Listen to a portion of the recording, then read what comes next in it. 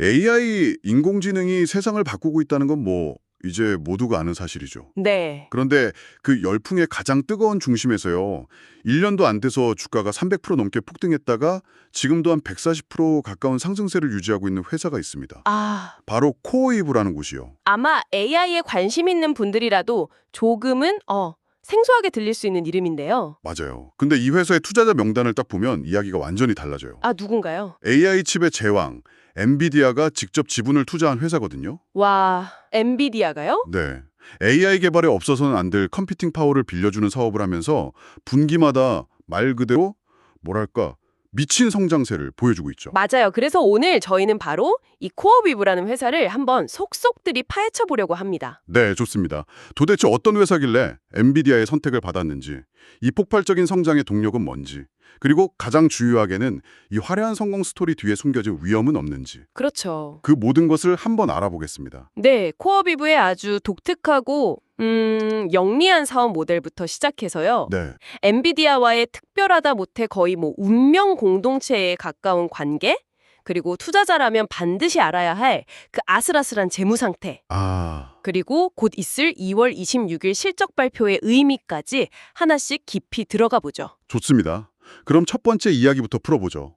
코어이브는 대체 뭘 하는 회사인가? 네, AI 시대가 거대한 골드러시라면 모두에게 금을 캘 곡괭이가 필요하잖아요. 그렇죠. 곡괭이가 있어야죠. 여기서 곡괭이는 바로 엔비디아의 그 비싼 GPU 칩이고요. 맞습니다. 근데 코어이브는 이 곡괭이를 직접 하는 게 아니라 아주 영리한 방식으로 빌려준다고요? 아주 정확한 비유예요.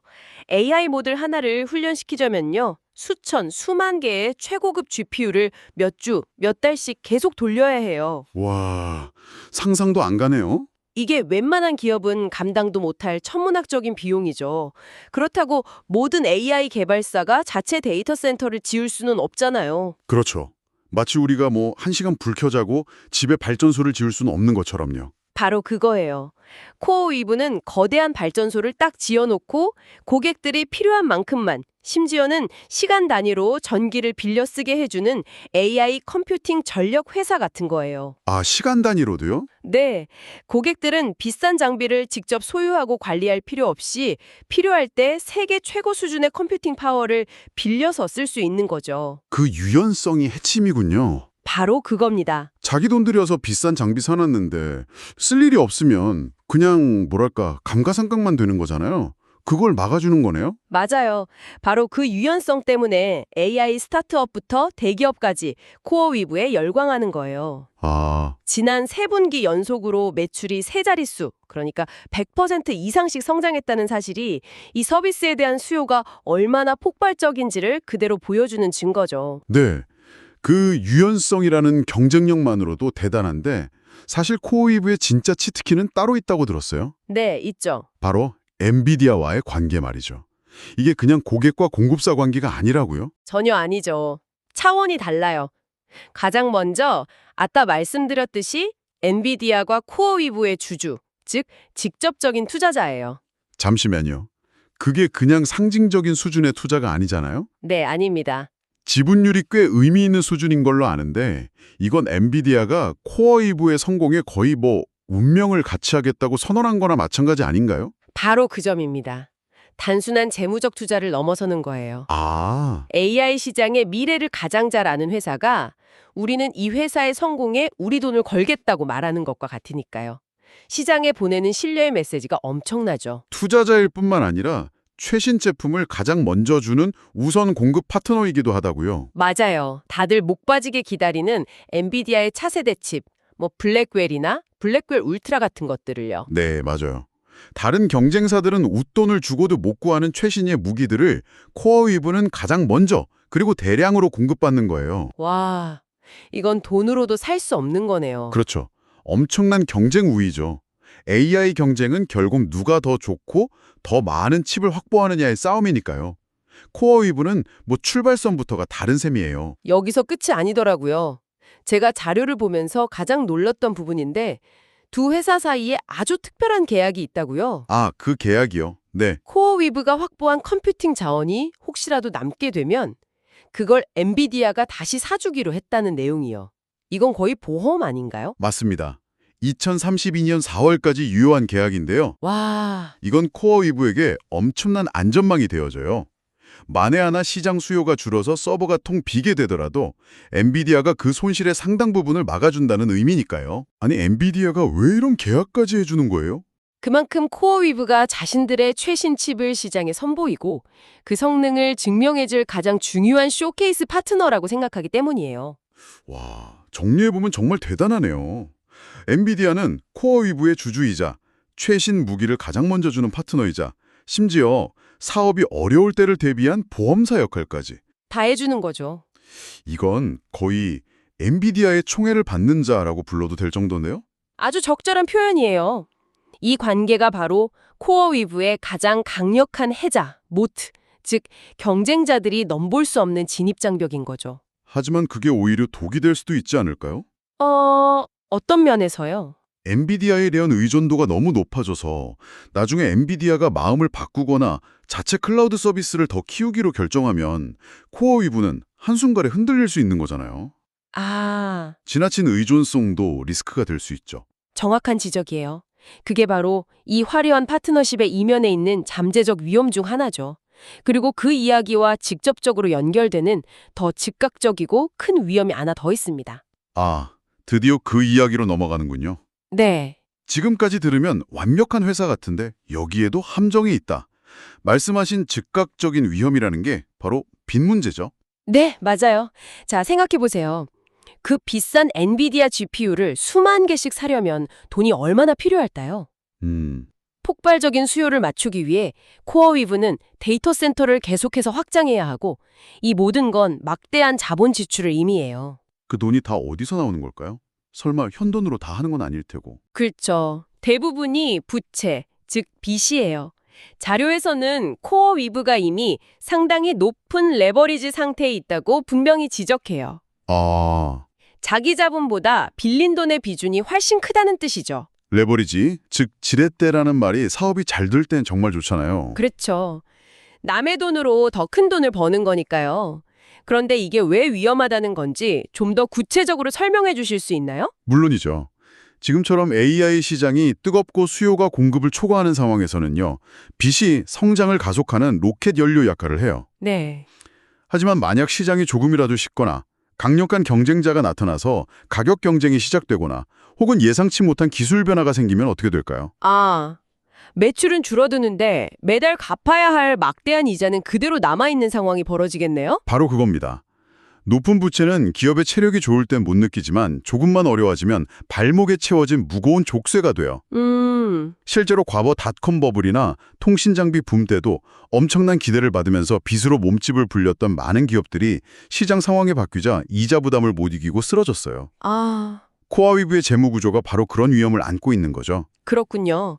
그러니까 지금의 폭발적인 성장을 가능하게 한 바로 그 레버리지가 상황이 바뀌면 회사를 무너뜨릴 수도 있는 양날의 검이라는 거네요. 맞습니다. 자료에서 왜 신중한 투자자에게는 적합하지 않다고 했는지 이해가 가요. 네, 전형적인 고위험 고수익, 하이 리스크 하이 리워드 구조의 교과서 같은 사례라고 할 수 있어요. 자, 그럼 이 아슬아슬한 상황에서 곧 2월 26일에 있을 실적 발표로 시선이 쏠릴 수밖에 없겠네요. 그렇죠. 모두가 주목하고 있죠. 최근에 아마존이나 AMD 같은 다른 빅테크 기업들이 AI 관련 수요가 하늘을 뚫을 기세라고 발표했잖아요. 네, 그랬죠. 그렇다면 코어이브의 실적도 당연히 좋을 거고 주가도 오를 거라고 기대하는 게 합리적이지 않을까요? 수요 측면만 보면 그 기대가 맞아요. 아마존만 해도 올해 클라우드 컴퓨팅을 포함한 자본 지출 계획을 무려 2천억 달러, 우리 돈으로 260조 원이 넘는 규모로 잡았어요. 260조요? 와. AI 인프라에 대한 수요가 얼마나 뜨거운지 보여주는 대목이죠. 이런 분위기라면 코어웨이브의 실적도 시장 예상을 뛰어넘을 가능성이 높습니다. 그런데 목소리에 하지만이 깔려 있는 것 같은데요? 예리하시네요.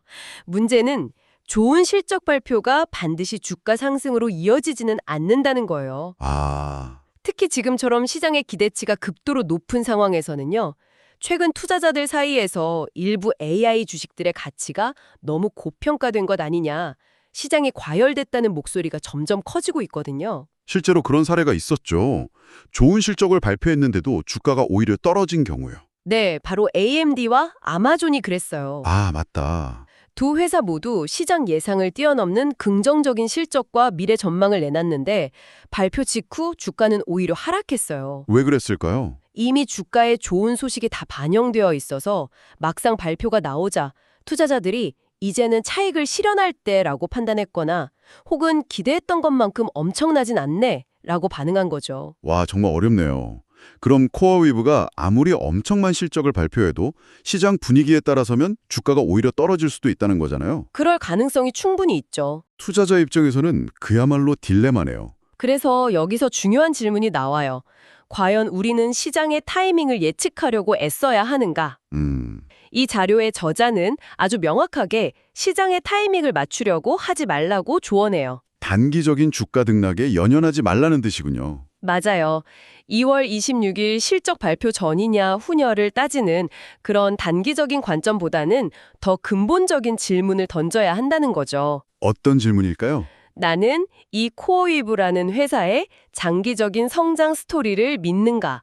지금의 주가는 높은 부채라는 리스크를 감안하더라도 합리적인 수준인가?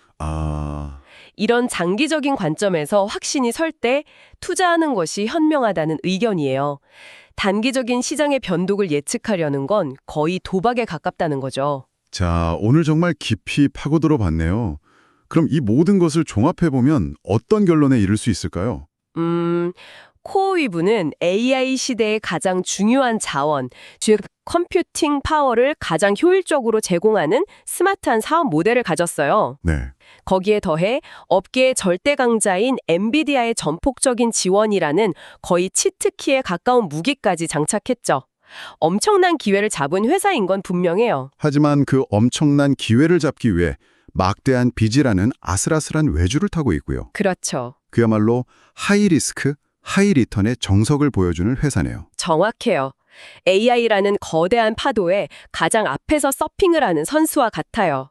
성공하면 누구보다 화려한 영광을 차지하겠지만 파도에 한번 휩쓸리면 가장 위험할 수도 있는 위치죠.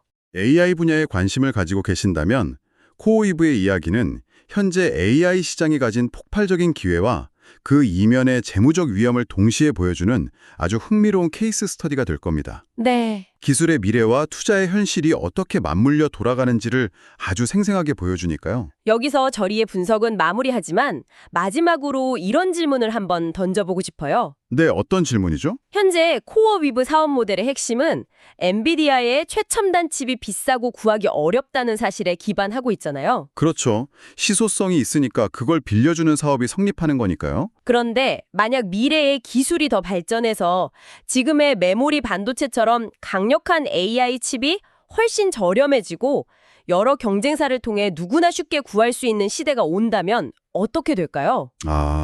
코어위브의 핵심 경쟁력은 그때도 유효할까요? 이 질문에 대한 자신만의 답을 고민해보는 것이 코어위브의 10년 뒤 미래를 예측하는 데 가장 중요한 열쇠가